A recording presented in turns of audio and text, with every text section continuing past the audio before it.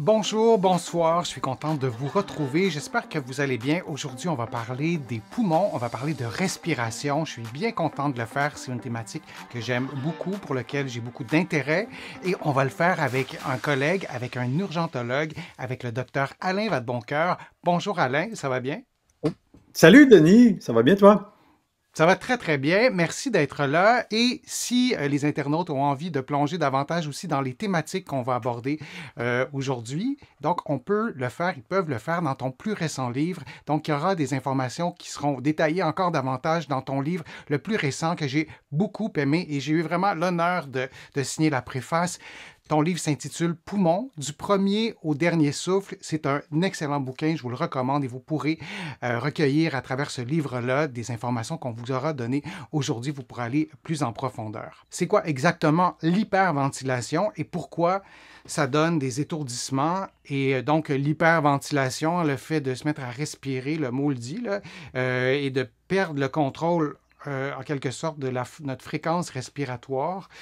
Comment on explique ces phénomènes-là, Alain? En fait, la question est d'autant plus intéressante que, comme tu as dit, le mot contient déjà une partie de la réponse. Si on dit hyperventilation, c'est probablement que la respiration est trop rapide pour les besoins. Parce que Mhm.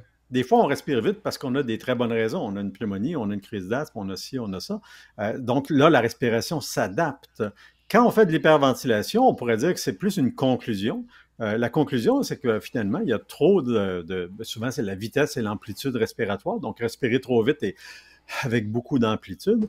Et ce qui arrive, donc, un phénomène très simple, ça ne touche pas vraiment beaucoup le niveau d'oxygène parce qu'il est déjà pas mal à son maximum dans le sang, mais le CO2. Donc, à Mhm. chaque expiration, on sort du CO2 de notre corps. C'est la fonction fondamentale, si on veut, une des deux fonctions fondamentales des poumons. Et Mhm. le but, en fait, c'est de garder le CO2 sanguin toujours à un niveau à peu près stable. Tu sais, on dit à peu près à 40, là. Et donc, ça peut aller de 35 à 45. Mais disons que, et ça, c'est maintenu par les centres respiratoires qui savent que quand, mettons, qu'on respire un peu lentement, ils vont accélérer notre respiration et inversement. Tu sais, c'est maintenu très, très précisément. Quand tu hyperventiles, ben, tu sors trop de CO2, c'est pas compliqué. Donc, il y a à la fois la cause de ça. S'il n'y a pas de cause physique, mettons, là, et donc c'est purement psychologique, à ce Mhm. moment-là, il y a tous les phénomènes anxieux, les symptômes de l'anxiété qui se mettent là-dedans. Donc, une partie des symptômes de l'hyperventilation, c'est dû à l'anxiété elle-même. Le fait, des fois, la sensation de manquer d'air, alors qu'en fait, on respire trop vite. Des fois, certains étourdissements, la sensation d'être inconfortable. J'ai même déjà vu des gens pratiquement perdre connaissance. Donc, mais ça peut être lié entièrement à l'anxiété. Et il y a un phénomène puis, qui n'est pas vraiment très bien démontré, c'est que c'est sûr que le CO2 commence à baisser graduellement, bien en dessous de la normale. Et ça, c'est facile. Là. Si je respire 2 fois plus vite que j'en ai besoin, ben, mon CO2 va diminuer peut-être de moitié. Là, donc, ça va aller assez vite. Et ça, ben, il y a probablement certains symptômes qui sont aussi liés à ça, dans les étourdissements, souvent les gens décrivent des picotements au bout des doigts. Et donc, ça fait partie aussi de la réponse, mais c'est pas tout à fait clair qu'est-ce qui est prédominant là-dedans, parce qu'il y a toujours la composante anxieuse. Tu sais, les gens ne Mhm. font pas d'hyperventilation calme. S'ils sont calmes et hyperventilent, c'est habituellement qu'il y a une cause médicale.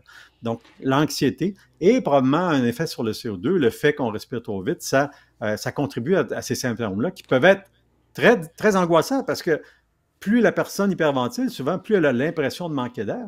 Et là, Mhm. c'est un cercle vicieux, l'anxiété augmente, et là, ça tourne en rond. Là, c'est vraiment quelque chose qui se renforce tout le temps. Donc, ce qui fait, pour répondre à la question, ce qui fait qu'on va s'évanouir, c'est pour des raisons biochimiques, c'est ça? Ça a rapport avec le fait qu'on sort trop de CO2, c'est ça?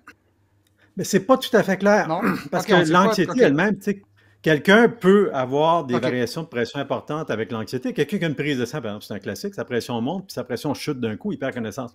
Donc, la composante anxieuse est là, et peut-être certains effets de CO2, OK. mais donc, c'est comme mélangé. Puis honnêtement, la science a de la difficulté à départager qu'est-ce qui est quoi Ah, OK. là-dedans. Tu sais, c'est pas OK, clair, clair. j'avais mal compris. Donc, c'est soit pour des raisons biochimiques, mais aussi peut-être pour l'anxiété. On pourrait être dans cet Ah, état-là, pas clairement. faire Ouais, d'hyperventilation puis perdre, perdre conscience. À l'opposé absolument. aussi de l'hyperventilation, c'est l'inverse. Tu en parles aussi dans ton livre. Oui. Et j'ai fait des recherches à certains moments, il y a un petit bout de temps, sur les records de Oui. plongée en apnée. C'est vraiment fascinant. On n'entrera pas dans ces statistiques-là, mais moi, ce que je trouvais intéressant avec le lien avec l'inverse, l'opposé de l'hyperventilation, donc retenir sa respiration, il y a des gens qui prennent ça très au sérieux, qui font de la compétition. Oui. Ça me faisait penser un peu aussi au pH pour ceux qui ont des piscines. Quand on veut contrôler notre pH, moi, j'en ai pas de piscine, je ne veux pas dire des bêtises, mais en tout cas, en voulant contrôler le pH de sa piscine pour ne pas perdre le contrôle sur la présence d'algues, par exemple, si j'ai bien compris tes explications, Alain, il se passe un peu la même chose dans le corps. On fait notre petit test de pH ultra fréquemment. Donc, j'imagine qu'il y a des détecteurs et dans le cerveau et dans le sang aussi pour mesurer tout ça. Et c'est une question d'équilibre. C'est ça entre ce qui est un pH trop élevé ou un pH trop bas. Et c'est ce qui fait qu'on va tomber en hyperventilation si on sort trop de CO2. Donc, c'est un Ouais. équilibre, Ben, en c'est fait, ça? c'est une autre question qui ressemble un peu à la première, parce que, tu sais, il y a beaucoup, beaucoup, des fois, des articles sur maintenir votre acidité sanguine en mangeant Mhm, ceci. mhm. L'acidité du sang, là, le pH, là, donc, est à 7,4. Puis honnêtement, ça varie vraiment pas beaucoup. Les OK. mécanismes pour maintenir ça, là, très exactement autour de cette valeur-là, sont très, très puissants. C'est le troisième, en fait, déclencheur, parce qu'on a parlé de l'oxygène et du CO2, mais le pH, c'est aussi un des déclencheurs d'ajustement de la respiration. Pourquoi? OK. Parce que dès que par exemple, il y a une baisse du pH, le sang devient un peu plus acide, la respiration va s'accélérer un peu pour compenser, sortir un peu de CO2 pour ramener ça à la normale. Et honnêtement, moi non plus, je n'ai pas de piscine, donc je ne sais pas c'est quoi le pH d'une piscine qui est idéal, mais le pH sanguin qui est idéal, c'est 7,4 et ça ne varie pas beaucoup. Quand quelqu'un arrive avec un pH anormal, ça arrive parce on mesure les gaz du sang, puis le pH du sang, des fois très rapidement, les patients très malades. Tu sais, Hmm. déjà à 7,2, c'est quelqu'un de très, très malade, puis à 7, c'est quelqu'un qui est pas loin d'être en train de mourir pour un paquet de causes possibles. Et donc, un des premiers réflexes pour ajuster ça, c'est la respiration qui va monter ou descendre pour maintenir le Hmm. pH de façon très précise. Et il y a d'autres mécanismes, tu en as montré un petit peu, les Oui. reins jouent un rôle, mais beaucoup plus sur l'adaptation à plus long terme.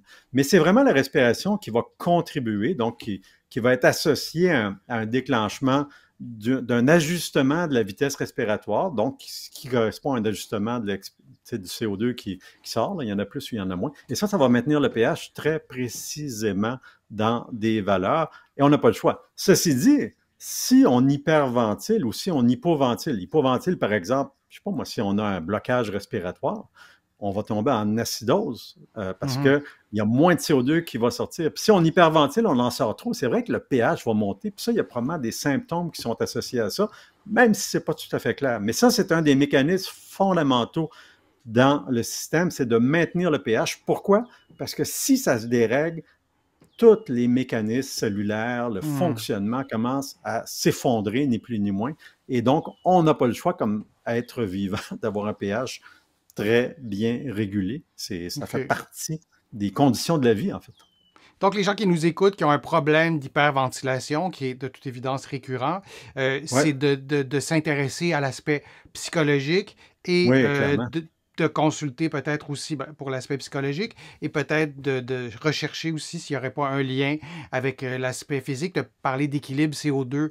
O2, j'imagine que parfois, il peut y avoir des problèmes de santé, c'est hors de mon champ de compétences, mais qui viennent perturber aussi cet équilibre-là, ou Oui, c'est ben, pas un bon exemple, c'est le diabète, hein. Quelqu'un qui fait une acidocétose, quelqu'un qui est diabétique, là, qui prend de l'insuline, mettons, puis qu'il il a de la difficulté à utiliser son glucose, ben, perturbé. son pH, justement, va baisser. Et là, il va respirer vite. Quelqu'un qui arrive en OK. acidose, Ah, c'est donc intéressant. d'un diabétique, il va respirer vite. Hmm. C'est un des signes d'un problème. Évidemment, c'est des problèmes graves. Quelqu'un qui a une infection grave aussi, il va respirer vite souvent pour Hmm. compenser le fait qu'il fait de l'acidose. Mais on parle de problèmes médicaux sérieux ici. Donc, on prend ça au sérieux quand on a de l'hyperventilation. On prend les pistes qu'on a évoquées, et dont celle-là, entre autres avec le diabète, qui est quand même un problème de santé fréquent, ou d'autres problèmes de santé Ouais. aussi qui pourraient causer de l'hyperventilation. Merci Alain, merci vraiment de tes conseils et de ton expertise. On a vraiment été chanceux de pouvoir en profiter, si je puis dire. Et merci aussi à tout le monde d'avoir participé, d'avoir posé vos questions. On reviendra à ce beau sujet de la respiration. Si vous voulez approfondir les thématiques qu'on a abordées aujourd'hui, je vous invite vraiment à lire le livre d'Alain poumons du premier au dernier souffle. Je pourrais vous en parler longtemps. J'ai vraiment beaucoup aimé ça. Vous allez pouvoir vous procurer, sauf erreur, mais vous allez pouvoir vous procurer le livre d'Alain ici au Canada partout, ça c'est une certitude, mais aussi en France, à la Librairie du Québec à Paris.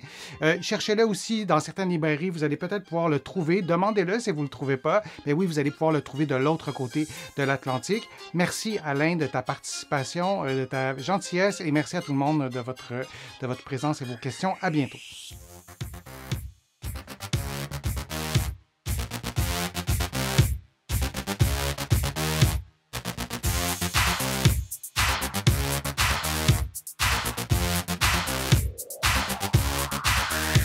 Shh.